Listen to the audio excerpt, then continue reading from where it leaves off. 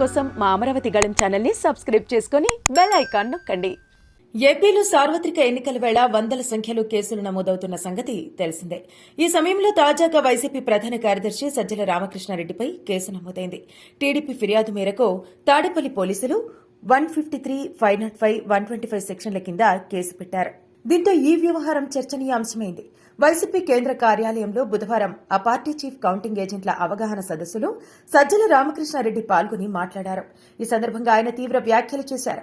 మన టార్గెట్ ఇది అని దృష్టిలో పెట్టుకుని దానికి అవసరమైనవి తెలుసుకోవాలని, అవతలి వారంటే ప్రత్యర్థులు అడ్డుపడకుండా వారిని ఆపేందుకు ఏవేం నిబంధనలు ఉన్నాయో చూసుకోవాలని వివరించారు. మనవి ఒక్క ఓటు కూడా చెల్లనివిగా చేసే పరిస్థితి రాకుండా అడ్డుకునేందుకు ఏం చెయ్యాలో చూసుకోవాలని అన్నారని అంటున్నారు. ఇదే సమయంలో మనకు అనుకూలంగా అవతలి వాళ్ల ఆటలు సాగకుండా రూల్ని ఎలా చూసుకోవాలి, అవసరమైతే దానికోసం ఎంతవరకు ఫైట్ చేయాలనేది తెలుసుకోవాలని అన్నట్టు చెబుతున్నారు. రూల్ కాదేమో అని వెనక్కి తగ్గేవాడైతే ఏజెంట్గా వద్దని సజ్జల వ్యాఖ్యానించారని చెబుతున్నారు.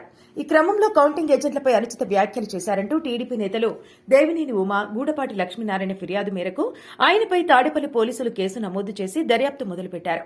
ఈ సందర్భంగా సజ్జల వ్యాఖ్యలను సమర్థిస్తూ వైసీపీ వర్షన్స్ హల్చల్ చేస్తున్నాయి. ఎన్నికల కౌంటింగ్ రోజు ఏజెంట్లకు పలు సూచనలు చేసే క్రమంలో సజ్జల రామకృష్ణారెడ్డి చేసిన వ్యాఖ్యల్ని ఒక వర్గం మీడియా వక్రీకరించిందని వైసీపీ నేతలు చెబుతున్నారు. ప్రత్యర్థి వర్గాన్ని నిలువరించాలంటే అప్రమత్తంగా ఉండాలని ఆయన వ్యాఖ్యానిస్తే దీన్ని వక్రీకరించి రూల్స్ బ్రేక్ చేయాలని సజ్జల చెప్పినట్టుగా ప్రచారం జరిగిందని, ఎడిటింగ్ వీడియోలను ఒక వర్గం మీడియా ప్రసారం చేసిందని వైసీపీ నేతలు అంటున్నారు.